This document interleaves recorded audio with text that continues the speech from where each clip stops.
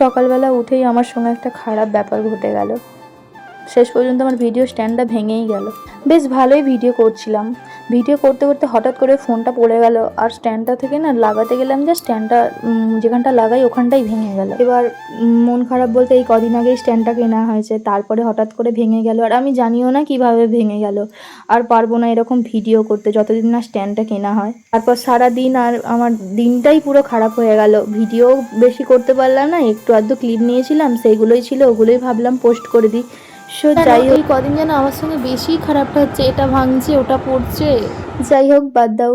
Hello everyone, সবাইকে জানাই good morning. আমি তোমাদের কোয়েল, আবার একটা ছোট্ট মিনি ব্লগ নিয়ে চলে আসছি তোমাদের কাছে। যদিও মিনি ব্লগ নয়, একটু ব্লগটা বড়ই হয়ে গেছে। হঠাৎ করে যেন আমার মনে হলো আমি আর ভিডিও করতে পারবো না, স্ট্যান্ডটা খারাপ হয়ে গেছে। কারণ এইদিকে ওইদিকে জানালায় রেখে ফোনটা ভিডিও করতাম, ফোনটা কাচার খেত, তেমন ভিডিও হতো না।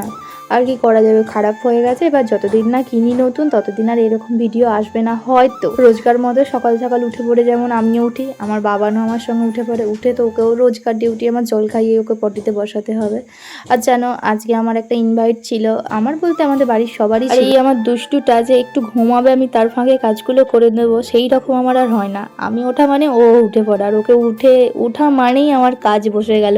আগে ওর কাজগুলো আমাকে করতেই হবে, আর করে নিয়ে ওর কাজগুলো।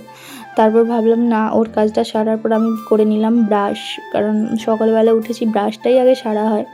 ব্রাশটা সারার পর বাড়ি ঘর দর ঝাঁট দিচ্ছিলাম, আর সকাল থেকে ভাবছিলাম যে আমার স্ট্যান্ডটা কী করে ভেঙে গেল।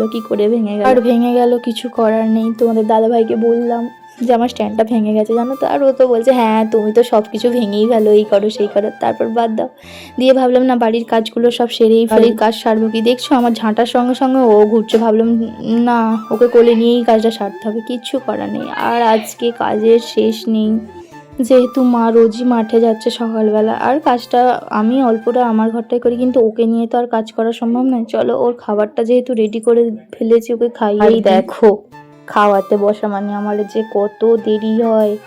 দেখো, একবার উঠে চলে যাবে, আবার ধরে নিয়ে আসবো, আবার খাওয়াবো, মুখ দিয়ে ফেলে দেবে, আবার ওই যে গদাটা দেখতে পাচ্ছ জোর করে খাচ্ছে বলে ওই গদাটা দিয়েই আমাকে দিয়ে দিল এক ঘা। আর কি করা যাবে, মার খেতে হবে।